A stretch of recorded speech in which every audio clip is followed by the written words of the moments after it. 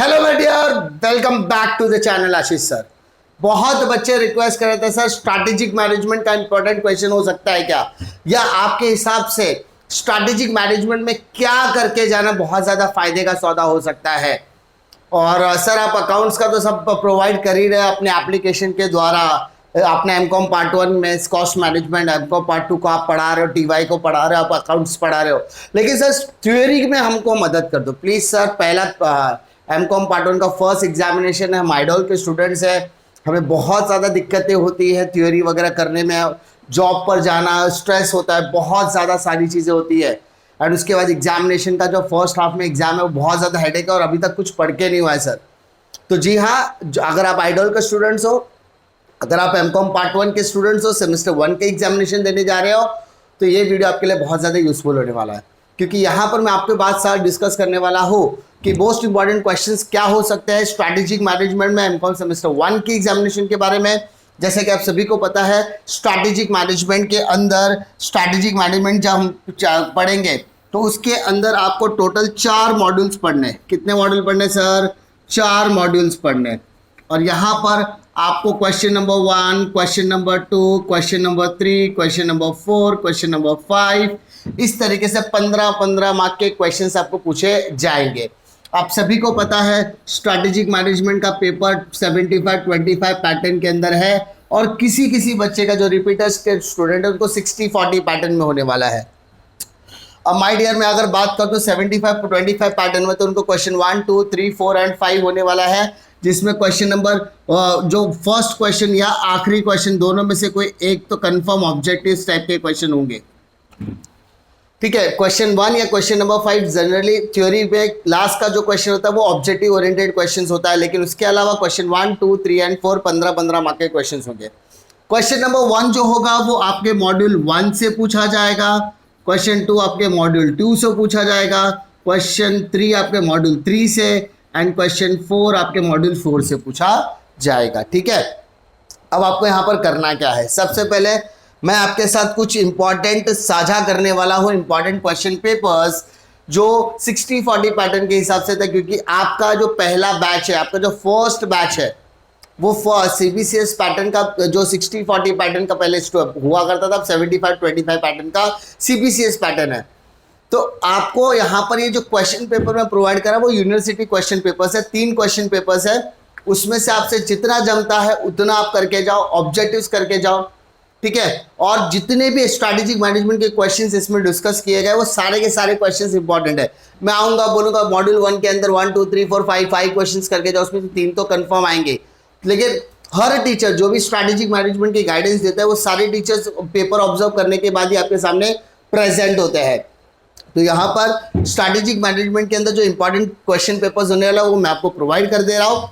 Description में आपको link मिल जाएगी, और जो बच्चों ने already cost and management accounting का कोर्स ऑलरेडी बाय करके रखा हुआ है, जो already cost and management accounting मुझसे सीख रहे हैं, मेरे एप्लीकेशन के थ्रू डिस्क्रिप्शन में लिंक मिल जाएगा अगर आपको सीखना है तो उनके ऐप पे वो फ्री ऑफ कॉस्ट अपडेट हो जाएगा। बाकी के जितने भी स्टूडेंट्स हैं अगर वो एनरोल करना चाहते हैं तो कीजिए, अदरवाइज कोई इशू नहीं है, और डिस्क्रिप्शन में आपको इसका लिंक मिल जाने वाला है।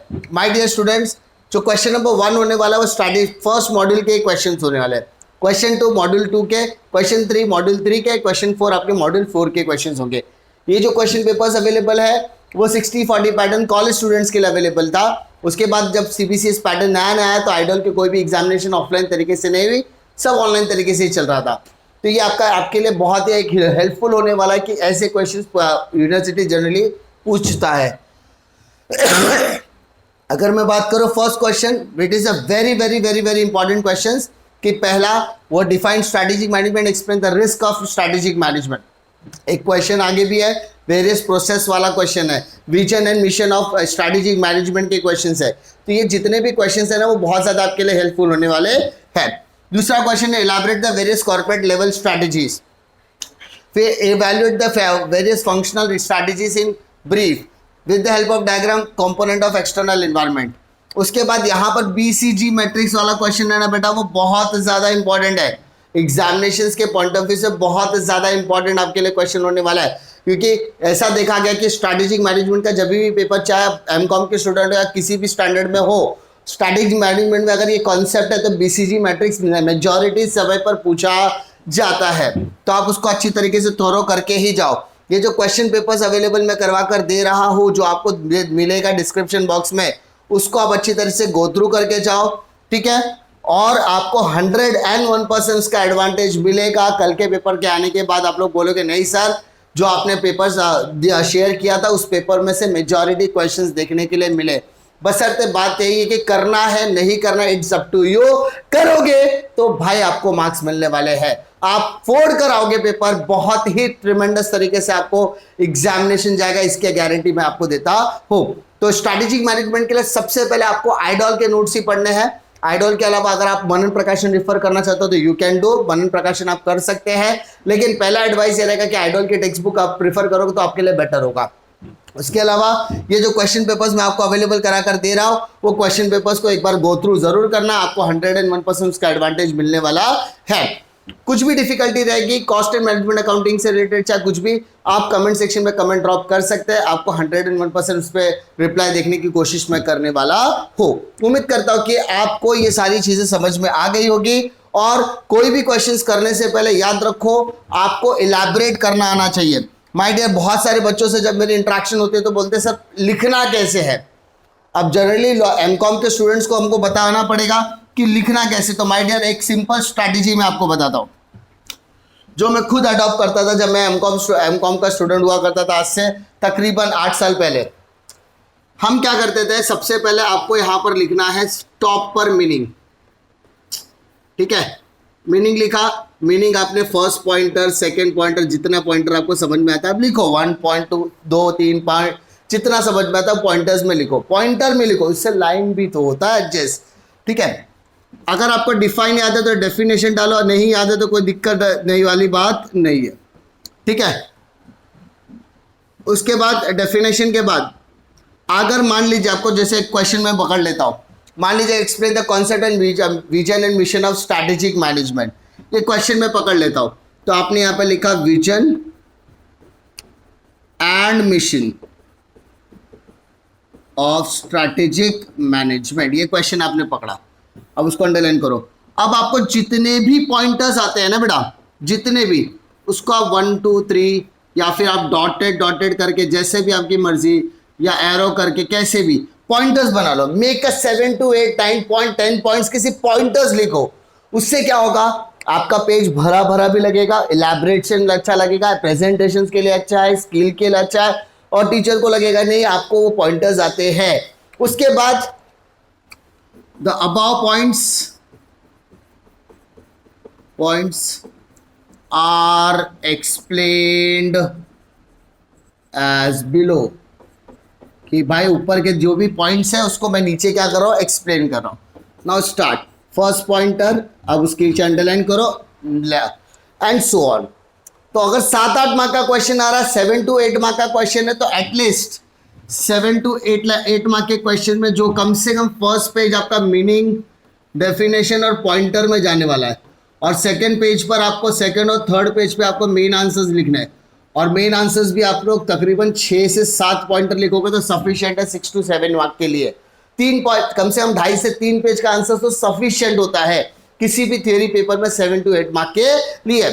तो यहाँ पर आपको बहुत प्लानिंग से, देखो स्मार्ट वर्क करना बहुत ज़्यादा ज़रूरी है, और ये क्वेश्चन पेपर्स आप गो थ्रू करके जाने वाले हो, मतलब आप अच्छी तरीके से प्रिपरेशन करना जानते हो। लिखने का तरीका भी मैंने आपको बता दिया, पेपर की प्रेजेंटेशन अच्छी तरीके से करके आना, पेपर खाली मत छोड़ना।